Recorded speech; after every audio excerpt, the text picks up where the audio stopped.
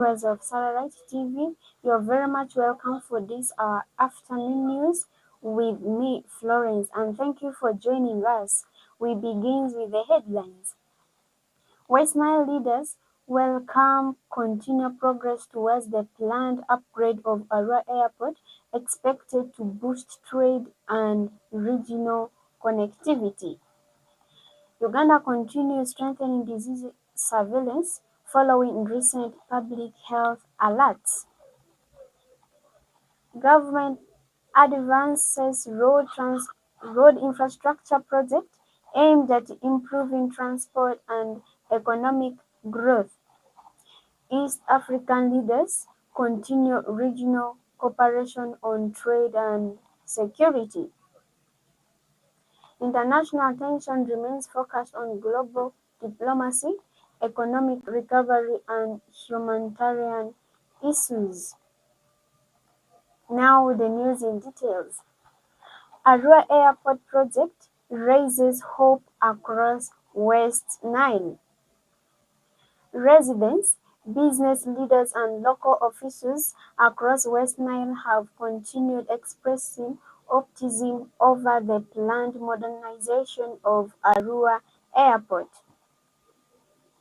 The project is expected to improve regional connectivity, promote tourism, and attract investment, also strengthen cross-border trade with South Sudan and Democratic Republic of Congo. Traders say improved airport will reduce travel time for investors and increase opportunities for exporting agricultural products such as coffee, cassava, maize, beans, and fruits. Community leaders have urged the young people to prepare for employment opportunities expected during the construction and operation of the upgraded airport. Farmers welcome good rains.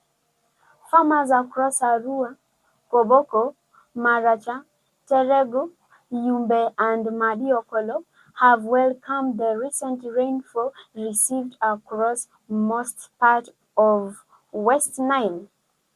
Agricultural officials say the rains have improved soil moisture for crops including maize, beans, cassava, groundnuts, and simsim. Farmers have been advised to continue timely planting with their gardens and seek guidance from extension workers on modern farming practices to increase yields. Health officials encourage vigilance. Health workers across West Nile continue encouraging residents to maintain proper hygiene and seek medical attention whenever they experience symptoms of illness.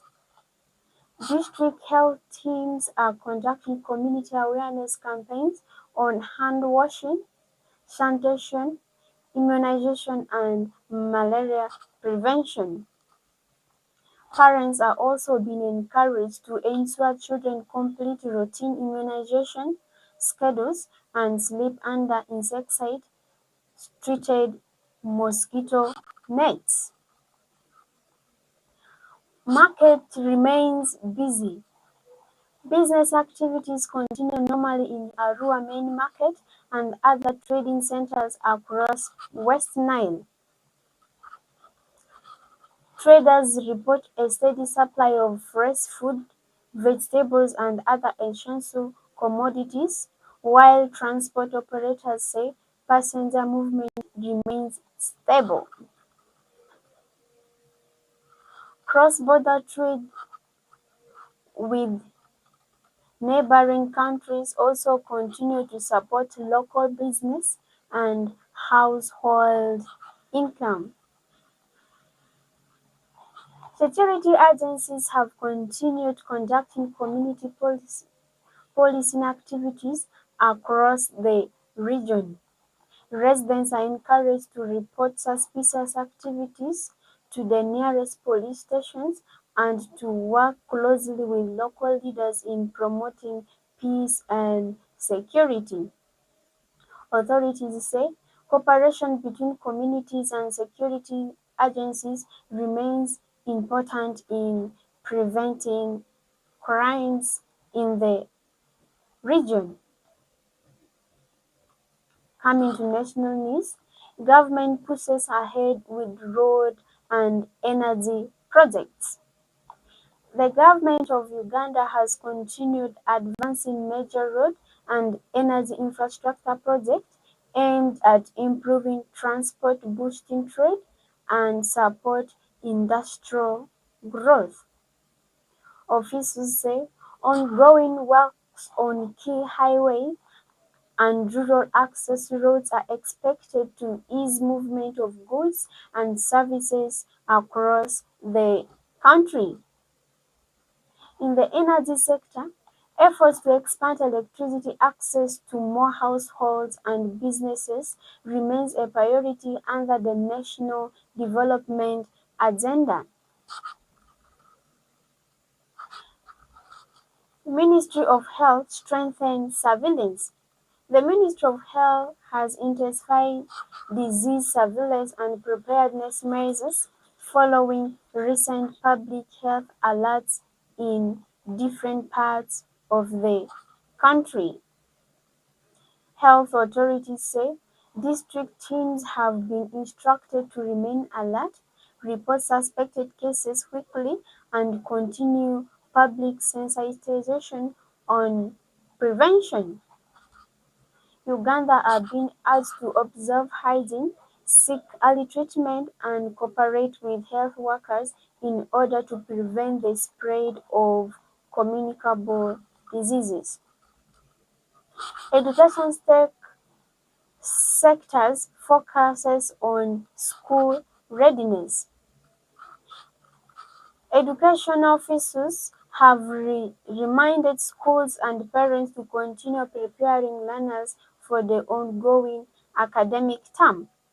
The ministry says emphasis remains on attendance, discipline, sanitation, and the timely provision of scholastic materials. Teachers have been also encouraged to support learners who may have missed classes and to maintain a safe learning environment.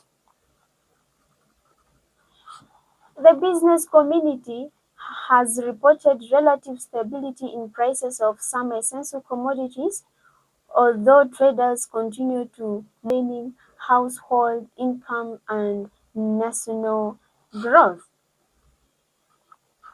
Coming to international news, global leaders focus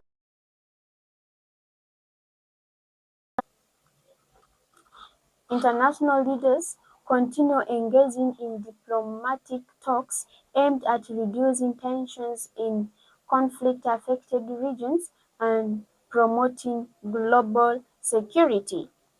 Observers say discussions remain centered on peace efforts, humanitarian access, and cooperation among nations facing political and economic challenges.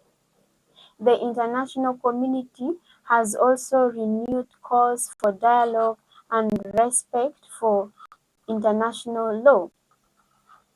Economic recovery remains as a global concern, and financial to support recovery from inflationary pressure and slow growth. Analysts say job creation remain key priority as countries were calling for fairer trade terms and increased support for development finance.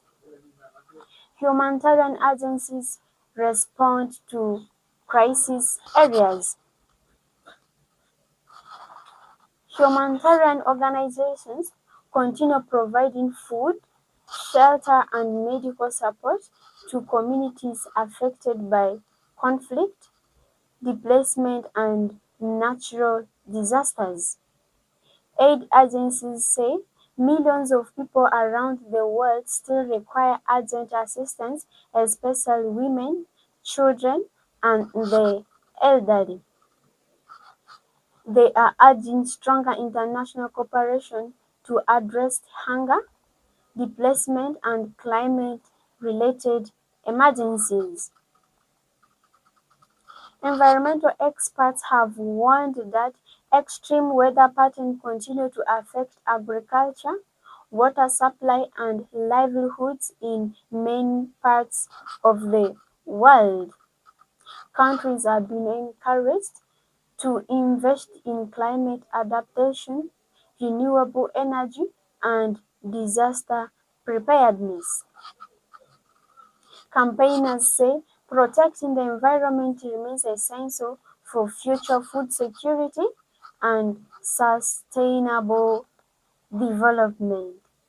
And that brings us to the end of our afternoon news. And thank you for staying with Sararights TV. And we appreciate your company. Thank you. Have a productive Tuesday.